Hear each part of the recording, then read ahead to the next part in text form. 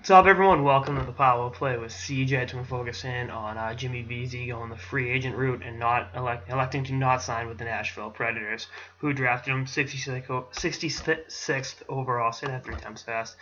In the 2012 NHL entry draft. I thought for sure.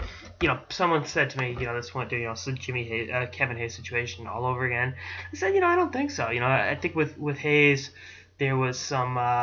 His junior year at BC, there was some friction between him and the Blackhawks, and Hayes at that point hadn't developed the way they wanted him to.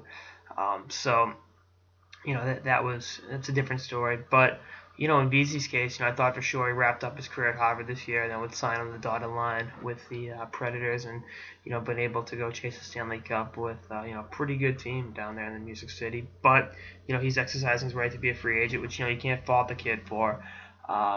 Because again, it's a business. You have to make these decisions, and you look at it from the kid's perspective. He now has the most leverage to sign with whoever he wants. And I mean, again, if you're Nashville, you draft him, you develop him, you offer him, a great max, rookie contract, and you have the opportunity to play on a team bound from the Stanley Cup playoffs, and give the kid a chance to play and compete for the cup. A month after, or a week after being on a college campus.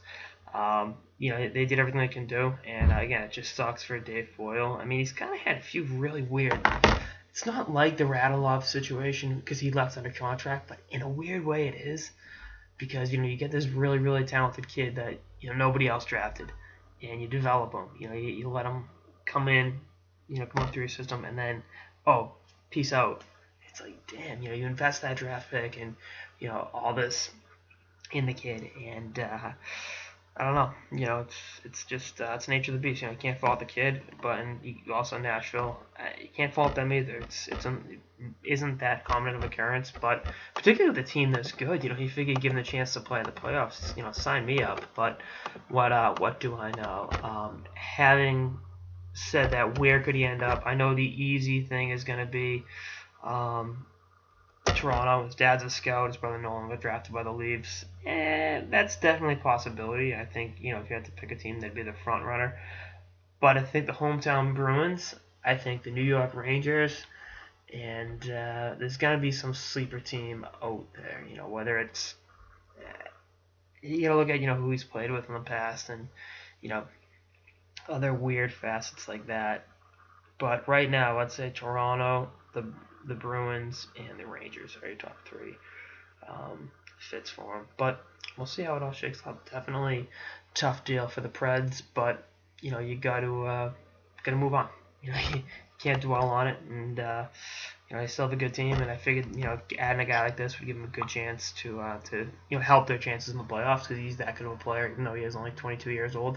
And for Dave Boyle, he kind of stood pat at the deadline on the assumption that Vesey would come in and help him out, but it's not the case. So we'll see what happens. And if the Leafs do sign him, Nashville will file a tampering charge against Toronto, but I don't think that's going to be that big of a deal. I think the Leafs are going to laugh that off, and we'll see what happens. Anyway, that's all I got. Sort of the power play with CJ. Stay tuned for episodes for the season and beyond. Later, guys.